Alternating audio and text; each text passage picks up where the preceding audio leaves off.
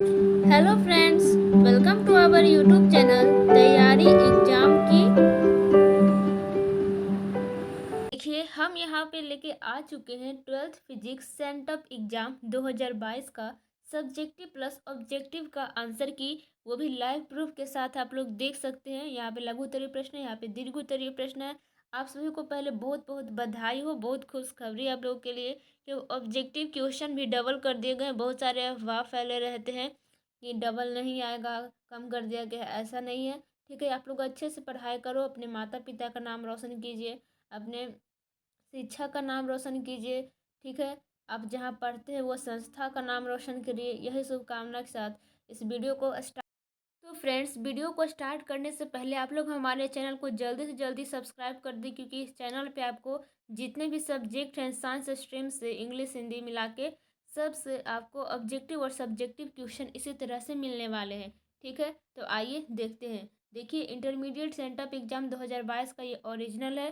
ठीक है, फिजिक्स है। और देखिए, विषय कोड सब यहाँ पे दिया गया है। यहाँ पे सब प्रश्न पत्र की संख्या दी गई है, कितना है नहीं है, समय भी दिया गया है, आप लोग देख सकते हैं सभी। ये ओरिजिनल है। ओके, अब ये देखिए, खंड अ है, सेक्शन ए में है वस्तुनिष्ठ प्रश्न ऑब्जेक्टिव टाइप, जिसमें देखिए एक खुशखबरी है। प्रश्न संख्या 1 से 70 तक के प्रत्येक प्रश्न के साथ 4 विकल्प दिए गए हैं, जिनमें से एक सही है। अपने द्वारा चुने गए सही विकल्पों को OMR शीट पर चिन्हित करें। किन्हीं 35 प्रश्नों का उत्तर दे। देखिए, 35 प्रश्न ही देना है। अगर आप लोग 1 से लेकर 70 तक पूरा बना देते हो या पूरा कलर कर देते हो गोल गोल, ठीक है, तो आपको 1 से लेकर 35 तक का ही मूल्यांकन किया जाएगा। तो देखिए, 35 × 1 यानी कि 35 नंबर आपका मिलेगा। ठीक है, देखिए, क्वेश्चन नंबर 1 है, 20 सेंटीमीटर फोकस दूरी के उत्तर लेंस की क्षमता होगी। तो उत्तर हो जाएगा ऑप्शन डी, +5 डायोप्टर। ठीक है, सेकेंड है यहाँ पे, प्रकाश का पूर्ण आंतरिक परिवर्तन संभव नहीं है, जबकि प्रकाश अपरिवर्तित होता है। तो ऑप्शन डी हो जाएगा, कांच से वायु में। देखिए, प्रश्न संख्या 3 आता है, प्रिज्म द्वारा प्रकाश को 7 रंगों में तोड़ने की क्रिया कहलाती है।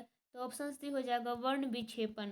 प्रश्न संख्या 4 आता है, आकाश के नीले रंग का कारण है। तो ऑप्शन सी हो जाएगा, प्रकाश का प्रकीर्णन। ठीक है, प्रश्न संख्या 5 है, निम्न में से कौन सी परिघटना प्रकाश की क्वांटम प्रकृति का समर्थन करती है। तो ऑप्शन डी हो जाएगा, प्रकाश वैद्युत प्रभाव। ठीक है, प्रश्न संख्या 6 आता है यहाँ पे, यदि किसी खोखले गोलीय चालक को धन आवेशित किया जाए तो उसके अंदर का विभव होगा। तो हो जाएगा ऑप्शन ए, यानी कि 0। ठीक है, प्रश्न संख्या 7 है, खुले विद्युत परिपथ के किसी बिंदु पर मिलने वाली सभी विद्युत धाराओं का योग होगा। ऑप्शन ए, यानी कि 0। ठीक है, क्वेश्चन नंबर 8 आता है, साइक्लोट्रॉन में किसी आवेशित कण का आवर्तकाल टी तथा महत्तम चाल भी हो। तो यहाँ पे ऑप्शन डी हो जाएगा। ठीक है, प्रश्न संख्या 9 आता है, किसी चालक को विद्युत के क्षेत्र में आरोपित किया जाए तो मुक्त इलेक्ट्रॉन का अनुगमन वेग का मान होगा। तो ऑप्शन सी हो जाएगा। ठीक है, आगे चलते हैं प्रश्न संख्या 10 की ओर, एक आदर्श आमीटर का प्रतिरोध होता है। तो ऑप्शन डी हो जाएगा, अनंत प्रतिरोध। थोड़ा जल्दी जल्दी देखेंगे। प्रश्न संख्या 11 है, चुंबकीय याम्योत्तर एवं भौगोलिक याम्योत्तर के बीच का कोण कहलाता है। ऑप्शन बी, यानी कि दिक्पात।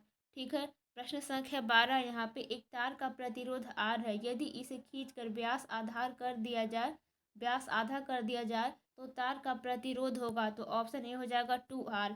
ठीक है, प्रश्न संख्या 13 आता है, संधात्रियों संधारित्रों के समांतर संयोजन में जो राशि प्रत्येक संधारित्र के लिए समान रहती है वह है। तो ऑप्शन सी हो जाएगा, विभवांतर।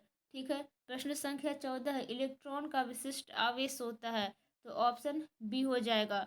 ठीक है, प्रश्न संख्या 15 आता है, किसी ऊंचाई ट्रांसफार्मर के प्राथमिक एवं द्वितीय कुंडली में लपेटों की संख्या क्रमशः N1 तथा N2 है, तब इसका आंसर हो जाएगा बी। ठीक है, यानी कि N1 से बड़ा है N2। ओके, 16 है यहाँ पे, वायु में स्थित इकाई धन आवेश से निकलने वाली संपूर्ण विद्युत फ्लक्स का मान है। तो ऑप्शन बी हो जाएगा, ε0 - 1। ठीक है, प्रश्न संख्या 17 आता है, 64 समरूप बूंदें जिनमें प्रत्येक की धारिता 5 μF है, मिलकर एक बड़ा बूंद बनाते हैं, बड़े बूंद की धारिता क्या होगी? तो ऑप्शन डी हो जाएगा 20 म्यू एफ। ठीक है। अब देखिए प्रश्न संख्या 18 है, प्रत्येक 6 म्यू एफ धारिता के 3 संधारित्र उपलब्ध हैं, इनके द्वारा प्राप्त न्यूनतम तथा अधिकतम धारिता होगी। तो ऑप्शन डी हो जाएगा 6 म्यू एफ और 18 म्यू एफ। ठीक है। अब आगे आता है प्रश्न संख्या 19, निम्न में से कौन सी किरणें चुंबकीय क्षेत्र के द्वारा विक्षेपित नहीं होती है? तो ऑप्शन सी हो जाएगा गामा किरणें। ओके। प्रश्न संख्या 20 आता है, चौक कुंडली का शक्ति गुणांक है? तो ऑप्शन सी हो जाएगा यानी कि 0। ठीक है। 21 है, बायो सावर्ट नियम का गणितीय सूत्र है? तो ध्यान देंगे ऑप्शन ए है, यही होगा। आप लोग ध्यान से देख लीजिए। अब देखिए 22 आता है, निकेल है? तो निकेल हो जाएगा ऑप्शन है यानी कि अनुचुंबकीय। प्रश्न संख्या 23 आता है यहाँ पे, एक उभयोत्तल लेंस के प्रत्येक तल की वक्रता त्रिज्या 20 सेंटीमीटर तथा लेंस के पदार्थ का अपवर्तनांक 1.5 है। लेंस की फोकस दूरी है? तो ऑप्शन डी हो जाएगा 1/20 सेंटीमीटर। ठीक है। प्रश्न संख्या 24 है, प्रकाश की एक किरण कांच अपवर्तनांक बराबर 3/2 से पानी अपवर्तनांक बराबर 4/3 में संचरण करती है, क्रांति कोण का मान होगा? ऑप्शन सी हो जाएगा साइन -1 8/9 ब्रैकेट के अंदर। ठीक है। अब देखिए 25 है यहाँ पे, रचनात्मक व्यतिकरण के लिए किसी बिंदु पर पहुंचने वाली दो किरणों के बीच कालांतर होता है? तो ऑप्शन सी हो जाएगा यानी कि पाई। ठीक है। प्रश्न संख्या 26 आता है, एक ही तरंग दैर्ध्य के इलेक्ट्रॉन तथा फोटोन खाली स्थान समान होगा? ऑप्शन ए यानी कि बेग। ठीक है। प्रश्न संख्या 27 आता है, जेड परमाणु क्रमांक वाले परमाणु की किसी दी गई कक्षा में इलेक्ट्रॉन की ऊर्जा समानुपाती होती है? ऑप्शन डी हो जाएगा Z⁻²। के। ठीक है। प्रश्न संख्या 28 आता है, पी प्रकार के अर्धचालकों के लिए अशुद्धि तत्व के रूप में प्रयोग किया जाता है? तो ऑप्शन ए हो जाएगा यानी कि बोरॉन। ठीक है। प्रश्न संख्या 29 है, नीचे दिए गए चित्र में ए तथा बी के बीच समतुल्य धारिता होगी? तो आप लोग देख सकते हैं ए यहाँ पे है, बी है, तो इसका इसका समतुल्य धारिता क्या हो जाएगा? तो ऑप्शन सी हो जाएगा यानी कि 20/9 म्यू एफ। ठीक है। प्रश्न संख्या 30 आता है, मोडेम वह युक्ति है जो प्रयुक्त होती है? तो ऑप्शन सी हो जाएगा दिष्टकरण के लिए। ठीक है। प्रश्न संख्या 31 है, +10 म्यू सी तथा -10 म्यू सी के दो बिंदु आवेश वायु में परस्पर 40 सेंटीमीटर की दूरी पर रखें, निकाय की वैद्युत स्थितिज ऊर्जा क्या होगी? तो ऑप्शन सी हो जाएगा -2.25 जूल। ठीक है। प्रश्न संख्या 32 है, वैद्युत द्विध्रुव की निरक्षीय स्थिति में विद्युत विभव होता है? तो ऑप्शन डी हो जाएगा 0। ओके। प्रश्न संख्या 33 आता है, 60 W तथा 40 W के दो बल्ब यदि श्रेणी क्रम में जोड़े जाएं तो उनकी सम्मिलित शक्ति होगी? तो ऑप्शन डी हो जाएगा 24 W। ठीक है। 34 है यहाँ पे, प्रेरणिक प्रतिघात होता है? यहाँ पे हो जाएगा XL -2πFL। ठीक है।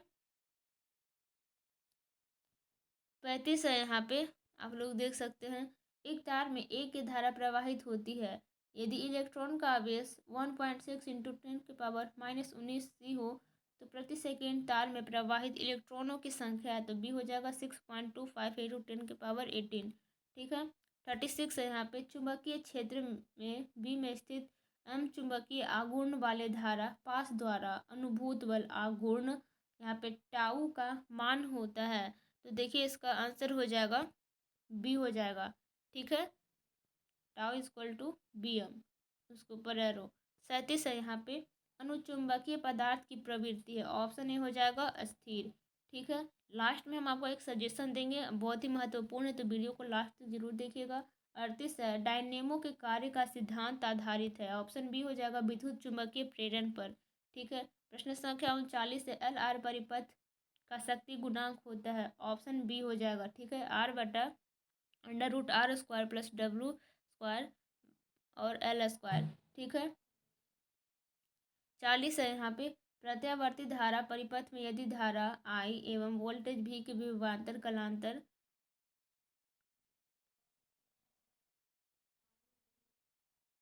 स्पेसिफाई कहते हैं हो तो धारा का वांटहीन घटक होगा। तो यहाँ पे देखिए सी हो जाएगा। ठीक है,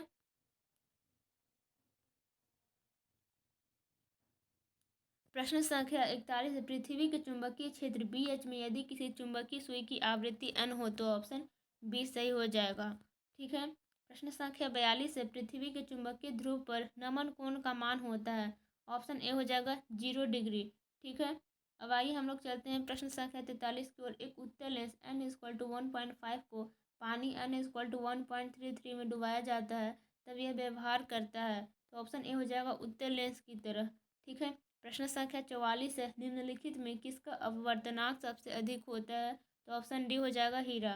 प्रश्न संख्या 45 आता है आँख के किस दोष को दूर करने के लिए बेलनाकार लेंस का व्यवहार किया जाता है। तो इसका उत्तर हो जाएगा ऑप्शन सी अबिंदुकता। ठीक है, प्रश्न संख्या 46 है दृश्य प्रकाश के रंग का कारण है। ऑप्शन ए इसका तरंगदैर्ध्य।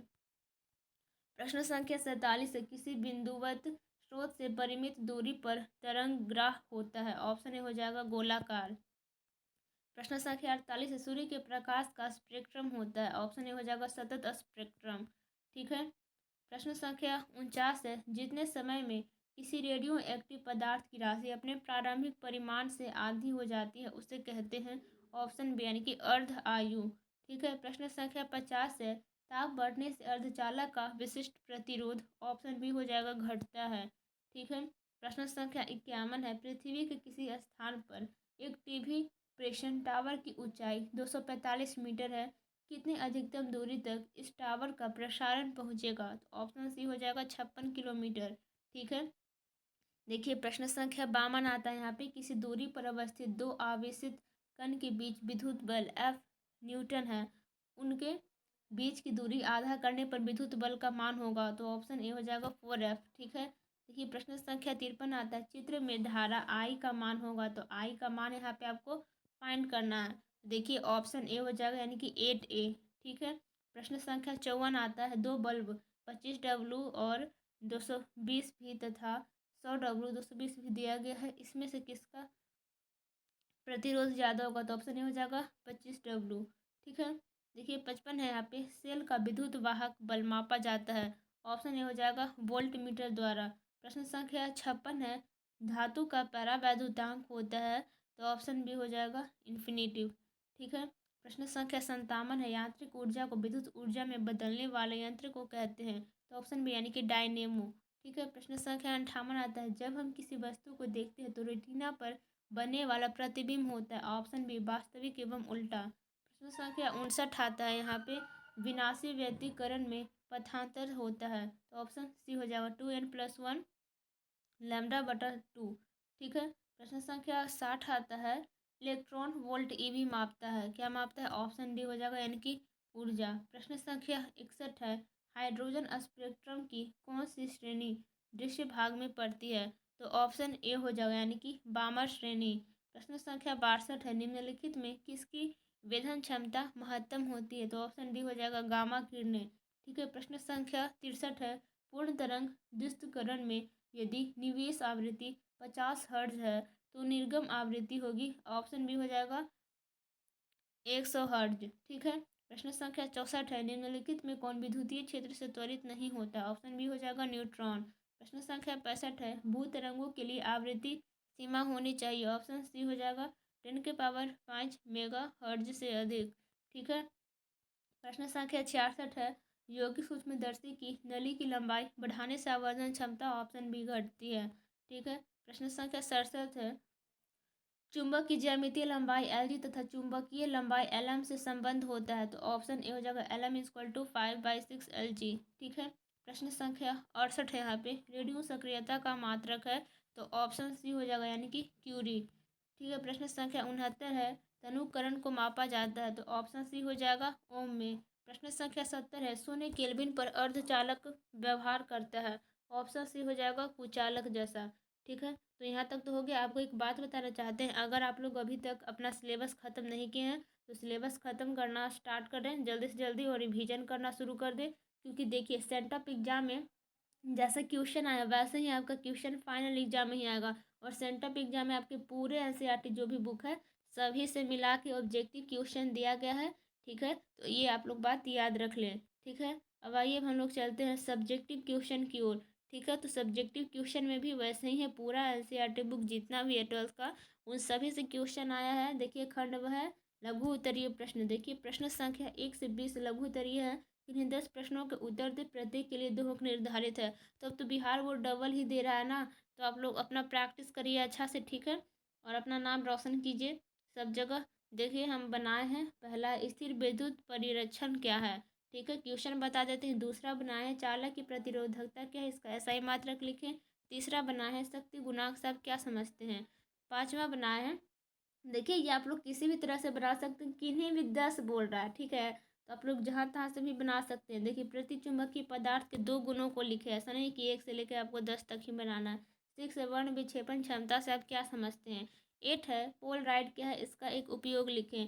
उसके आगे है सूक्ष्म तरंगे क्या हैं, इसका बना है। फिर है फ्लेमिंग के बाएं हाथ का नियम लिखें। उसके बाद है 12 में लॉरेंट्ज बल क्या है।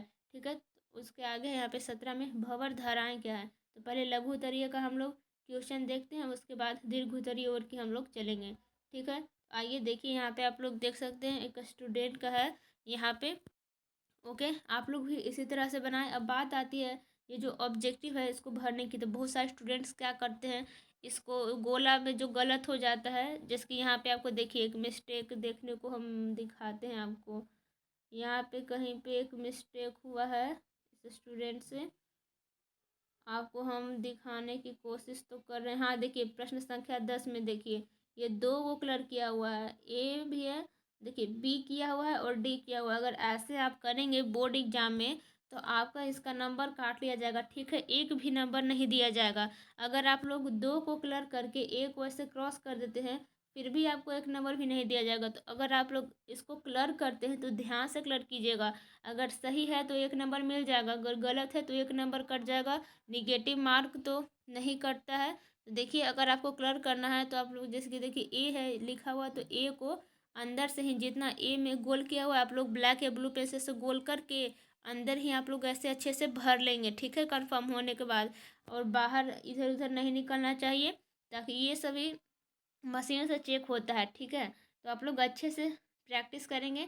ओके, ये देखिए खंड ब है, जो जो प्रश्न हम आपको बताए थे उसका आंसर दे रहे हैं। लघु उत्तरीय प्रश्न आपको कुछ इस तरह से लिखना है। ठीक है, सजा के देखिए प्रश्न संख्या 1 का उत्तर। देखिए स्थिर विद्युत परिरक्षण आकाश के एक निश्चित क्षेत्र को बाह्य क्षेत्र से सुरक्षित रखने की घटना को ही स्थिर विद्युत परिरक्षण कहा जाता है। प्रश्न संख्या 2 है उत्तर, ऐसे लिखेंगे आप लोग एग्जाम में तो आपको दम 2 में 2 मार्क्स मिलेंगे सभी। ठीक है, या जितने भी मार्क्स के सब रहते हैं। देखिए किसी पदार्थ की वैद्युत प्रतिरोधकता से उस पदार्थ द्वारा विद्युत धारा के प्रवाह का विद्युत विरोध करने की क्षमता का पता चलता है। कम प्रतिरोधकता वाले पदार्थ आसानी से विद्युत आवेश को चलने देते हैं। इसकी इकाई ओम मीटर है। ठीक है, प्रश्न संख्या 3 का उत्तर है किसी प्रत्यावर्ती धारा परिपथ का शक्ति गुणांक परिपथ की यथार्थ माध्यम शक्ति और आभासी माध्यम शक्ति का अनुपात है। आप लोग लिख देंगे शक्ति गुणांक यथार्थ माध्यम शक्ति बटा आभासी माध्यम शक्ति। ठीक है, प्रश्न संख्या 5 का उत्तर आप लोग इस तरह से लिखेंगे प्रति चुंबकीय पदार्थ के 2 गुण निम्न है। इस तरह से आप लोग सजा के अच्छे से लिखेंगे, अच्छे राइटिंग में। देखिए 1 है प्रति चुंबकीय पदार्थ ठोस द्रव तथा गैस अवस्था में पाए जाते हैं। सेकेंड में है चुंबकीय क्षेत्र में तीव्र भाग में इन पर मध्य विकर्षण होता है। ओके, प्रश्न संख्या 8 का उत्तर। ठीक है, पोल राइड। तो पोल राइड एक ऐसी व्यवस्था है जिसमें चयनात्मक शोषण द्वारा समतल ध्रुवित प्रकाश उत्पन्न किया जाता है। देखिए आप लोग ब्लैक ब्लू पेन का उपयोग कर सकते हो एग्जाम देने वक्त, ऐसा नहीं सिर्फ ब्लू करो, ऐसा नहीं ब्लैक करो। हेडिंग देने के लिए ब्लैक का यूज आप लोग कर सकते हैं। देखिए पोल राइड के उपयोग, यह बाहर से आने वाले तीव्र प्रकाश को नियंत्रित करने के लिए रेलगाड़ी एवं हवाई जहाज की खिड़कियों में भी पोल राइड लगाया जाता है। ठीक है, अब देखिए प्रश्न संख्या 9 नो आता है। नो का उत्तर सूक्ष्म तरंग यानी कि माइक्रोवेव को वो विद्युत चुंबकीय तरंगे हैं जिनकी तरंग धर 1 मीटर से लेकर 1 मिलीमीटर के बीच हो। ठीक है, प्रश्न संख्या 10 का उत्तर फ्लेमिंग के बाएं हाथ का नियम। इस तरह से आप लोग लिख के ऐसा लिखेंगे तो बहुत अच्छा आपको नंबर मिलेगा। देखिए बाएं हाथ की प्रथम 3 अंगुलियां एक दूसरे के लंबवत फैलाई जाए और तर्जनी चुंबकीय क्षेत्र की दिशा में हो एवं माध्यम चालक में बहने वाली धारा की दिशा में हो तो उस चालक पर लगने वाला चुंबकीय बल अंगूठे की दिशा में होगा। ठीक है, इस तरह से आप लोग लिखेंगे तो फुल नंबर मिलेगा। अब देखिए ऐसा नहीं है कि अब देखिए 10 लिख दिए तो अब 6 का हम नहीं बनाएंगे। ठीक है, अगर आपको 6 उस टाइम नहीं आ रहा था, बाद में आपको सोचे कि हाँ 6 भी हम बना सकते हैं, तो ये 10 बना दिए हैं, उसके बाद भी आप लोग 6 बना सकते हैं। ऐसे ये क्रम में आप लोग बनाएं तो अच्छा रहेगा। ठीक है, तो देखिए 6 का दिए हैं वर्ण विक्षेपण क्षमता। तो देखिए इससे हम यह समझते हैं कि किन्हीं दो रंगों की किरणों के कोणीय वर्ण विक्षेपण और माध्य किरण के विचलन के अनुपात को उन रंगों के लिए प्रिज्म की वर्ण विक्षेपण क्षमता कहते हैं। इसे ओमेगा से प्रदर्शित करते हैं। ठीक है, तो ऑब्जेक्टिव में कुछ हमको ये सब बोलने में गलत हो गया होगा तो सॉरी इसके लिए। ठीक है, जल्दी जल्दी में कुछ भी बोल दिए। प्रश्न संख्या 12 का उत्तर है लॉरेंट्ज बल। अगर किसी आवेश को चुंबकीय क्षेत्र में घुमाया जाए तो एक बल कार्य करता है, उसी बल को लॉरेंट्ज बल कहते हैं। ठीक है, देखिए प्रश्न संख्या 17 का उत्तर आता है भंवर धाराएं। यदि कोई धातु का टुकड़ा बदलते हुए चुंबकीय क्षेत्र में रखा हो या किसी चुंबकीय क्षेत्र में इस प्रकार से गतिशील हो तो उसे संबंध चुंबकीय फ्लक्स में समय के साथ परिवर्तन हो तो धातु के संपूर्ण आयतन में प्रेरित धाराएं उत्पन्न हो जाती है जो धातु के टुकड़े की गति का विरोध करती है। ये धाराएं चक्रवात होती है, इसलिए इन्हें भंवर धाराएं कहा जाता है। अब देखिए यहाँ पे दीर्घ उत्तरीय प्रश्न आता है, तो इससे पहले दीर्घ उत्तरीय प्रश्न हम आपको पढ़ के बता देते हैं कि कौन कौन सा हम लोग प्रश्न दिए थे उत्तर। ठीक है, तो देखिए दीर्घ उत्तरीय प्रश्न, प्रश्न संख्या 21 से 26 दीर्घ उत्तरीय प्रश्न है। किन्हीं 3 प्रश्नों का उत्तर दे, प्रत्येक के लिए 5 अंक निर्धारित हैं। तो कोई भी 3 अंक आप लोग दे सकते हैं। 3 प्रश्न का उत्तर, एक के लिए 5 अंक निर्धारित है। देखिए पहला यहाँ पे 21 में गॉस का प्रमेय लिखे तथा सत्यापित करें। दूसरा में हम दिए थे 23 का विद्युत चुंबकीय प्रेरण से संबंधित फैराडे के नियम की व्याख्या करें। और तीसरा में दिए थे लेंज के नियम को लिखें और दिखाएं कि लेंज का नियम ऊर्जा संरक्षण सिद्धांत का सीधा प्रतिफल है। तो इसका उत्तर हम दिए हैं, जैसा कि आप लोग देख सकते हैं इसका उत्तर हम दिए हैं, जिसकी देखिए गॉस का प्रमेय। तो किसी बंद आवेशित चालक की सतह से अभिलंबत गुजरने वाले कुल विद्युतीय फ्लक्स का परिणाम आवेश का 1/ε0 गुना होता है, जिसे गॉस का प्रमेय कहते हैं। अर्थात करके ये सब पिक्चर बना के ये सब लिख दिया गया है। ठीक है, आप लोग देख सकते हैं।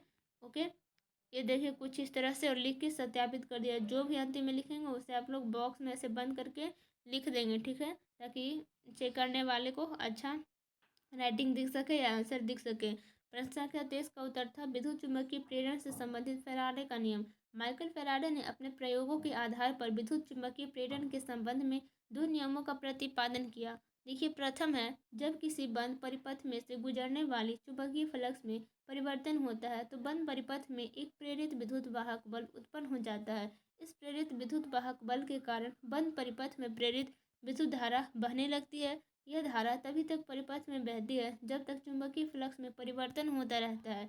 द्वितीय नियम कहता है यहाँ पे बंद परिपथ में प्रेरित विद्युत वाहक बल का मान चुंबकीय फ्लक्स के परिवर्तन के ऋणात्मक समय दर के बराबर होता है। यदि किसी समय अंतराल या डेल्टा टी में चुंबकीय फ्लक्स का मान फाई से परिवर्तित होकर फाई 2 हो जाए तो चुंबकीय फ्लक्स में परिवर्तन की दर समय दर ऋणात्मक होगी। ठीक है, और यहाँ पे इस सब लिख के इसको ब्रैकेट में कर दीजिएगा। ठीक है, प्रश्न संख्या 26 है लेंज का नियम। किसी परिपथ में प्रेरित विद्युत वाहक बल अथवा प्रेरित धारा की दिशा सदैव ऐसी होती है कि यह उस कारण का विरोध करती है जिससे यह स्वयं उत्पन्न होती है। देखिए इस तरह से आप लोग पिक्चर भी बना के शो कर देंगे तो आपको 5 में 5 नंबर मिलने का पूरा चांस है। ठीक है, तो आप लोग प्रैक्टिस करते रहे, अच्छे से बनाते रहे, पढ़ते रहे। यांत्रिक कार्य ऊष्मा के रूप में प्राप्त होगा, अतः ऊर्जा संरक्षण के नियम का पालन करता है। देखिएगा सॉरी अगर हमसे कोई भी गलती हो गया तो इसके लिए सॉरी। ठीक है, जल्दी जल्दी में हम कुछ भी बोल दिए। अगर आपको अच्छा लगा होगा तो लाइक करके चैनल को सब्सक्राइब कर दीजिएगा, अपने दोस्तों के पास शेयर कर दीजिएगा। अगर आपको हमारी वीडियो में कुछ भी अच्छा लगा होगा तो कमेंट जरूर करिएगा। मिलते हैं किसी नेक्स्ट वीडियो में। Thank for watching this video.